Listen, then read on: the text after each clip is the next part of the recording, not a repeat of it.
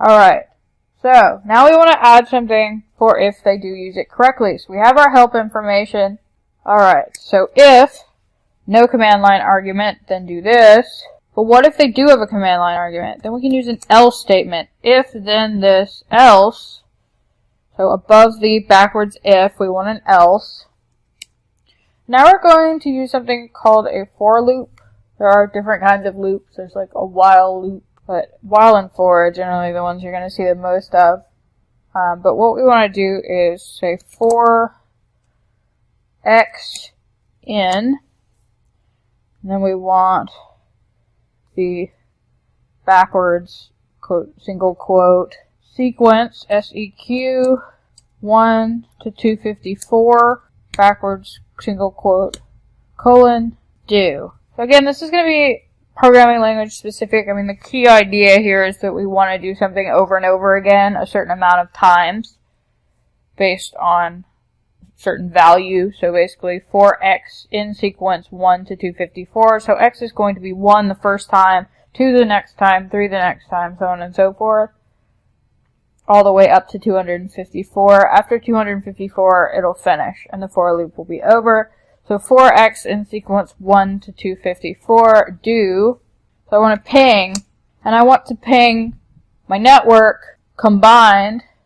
So again, my first command line argument is going to be my network.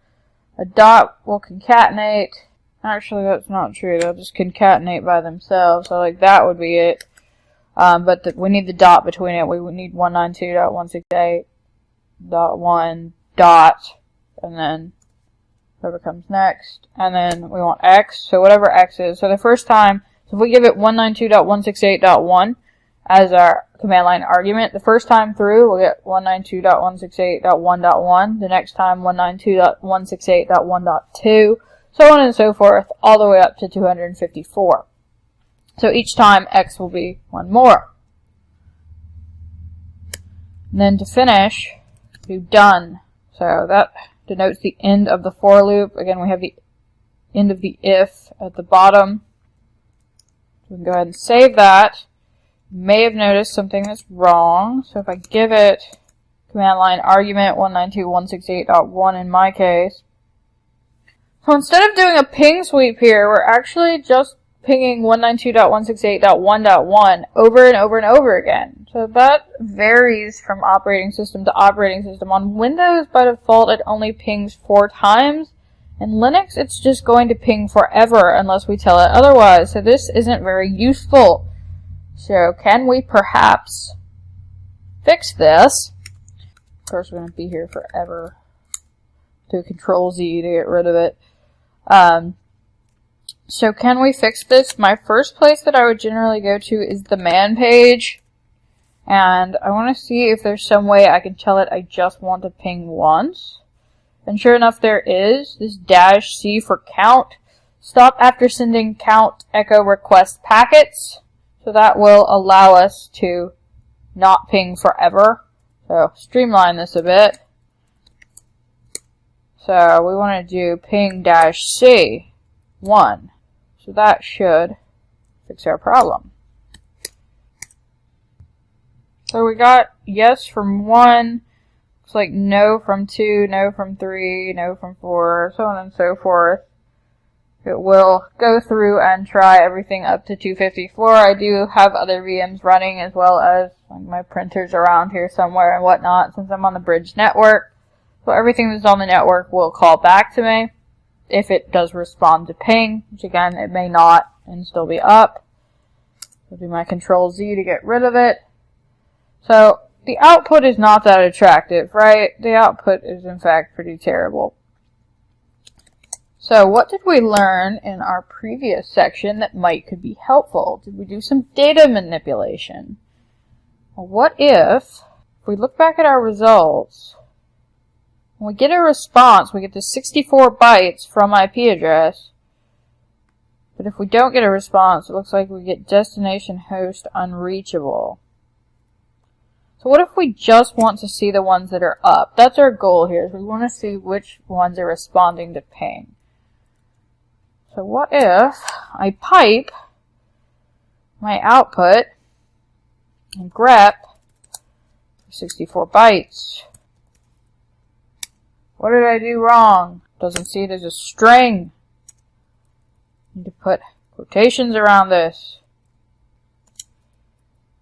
So now we're not getting all of that output. All we're getting is our 64 bytes from 192.168.1.1. And if I waited long enough, I would get some more, like, we know this one's 77, there's a 76, so they're a bit higher up. Right now we're just hitting the router. Yours may be different. So what we really want is this IP address here. We don't need all of this 64 bytes from and whatnot. So what we can do is we can use that cut command, pipe this into cut. Delimiter is going to be space, and what field do we want? So let's see. So this is field 1, field 2, field 3, field 4. So we want field 4. See what we get now. Almost there. We have just that extraneous colon on the end, which is fine. It's perfectly readable. But if we want to put the output of this script into another script or into another program, if we need, say, for instance, a list of live IP addresses that we can use, then this isn't going to be ideal. So we need some way to get rid of this. So you might have to do some Googling for this one. We didn't show it in the previous module, but I mentioned it. One way to do this would be to use the sed command, and the correct syntax for that is single quote s slash dot dollar sign slash slash single quote. So basically that's saying take the last character and turn it into nothing. That honestly would probably be something I would Google. My sed is not all that awesome. So let's try that. Now it looks perfect. So if we let that run, that would go through and hit all of our IP addresses, and it would find additional systems open. We could of course do that append, so we could do the double greater than signs to send this all to a file. So if we wanted to save all our live IP addresses to a file, we could input it later into another script. We could do that as well. Again, just a little example of scripting with bash. It's certainly worth knowing, if only to make your life a little bit easier. Maybe not as functional as some of the higher level languages, but if you know how to type into a Linux terminal, you can probably do some basics with bash. You just have to get your syntax for your ifs and your fors and your whiles and your other loops. It might not be something you're familiar with. Even if you are familiar with another programming language, it is a bit different. I don't typically see that like backwards if and then the colon do. That's not something you typically see in a lot of your other languages. So it may always be a little bit new to you. It's really difficult to be completely fluent in all the programming languages, for sure. You'll certainly get mixed up. So let's look at Python next. So we are going to use Python in our exploit development section. And again, I am going to give you Python scripts or skeletons, so all you'll have to do is work on the actual exploit string. You won't have to worry about setting up a network socket in Python and things like that. But I do encourage you to learn it. Python is used a lot in information security. We like our Python. We also use Ruby a lot. And so knowing one or both of those would definitely be worthwhile.